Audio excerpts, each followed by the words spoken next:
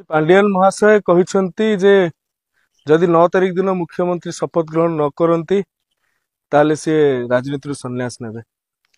गोटे कथा आज्ञा मु कहूची आपण कहिथिले जीवन रो शेष बिंदु जाए आपण ओडिशावासी सेवार रहिबे। यदि ओडिशावासी सेवार रहिबे तबे न जितिले कहीं राजनीति छाड़िबे कहीं सेवा करिवे नहीं। मु तो आज कहूची मु धामनगर जिते हारे मु लोक सहित रही राजनीति संन्यास नवा कथा कहबी नहीं। तेणु आपण जो कथा कहते आज्ञा एक पलायन पंथीर सूचना आपण भी जानी सारे। आगामी दिन में भारतीय जनता पार्टी ओडिशा रे सरकार करुछि आपण एठी रही पारु नाहंती एवं आपण आज्ञा दीटा घर आमर गोटे घर आम घर ओडिशा आम अलग राज्य जाई परिबुनी। आपण दीटा घर आपण कहिबे मु एठी राजनीति संन्यास नेबी आपण निज घर को पळेबे।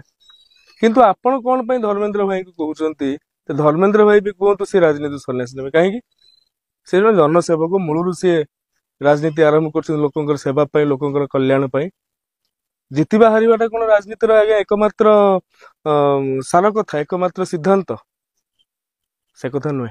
आप राजनीति को भल बुझंतु।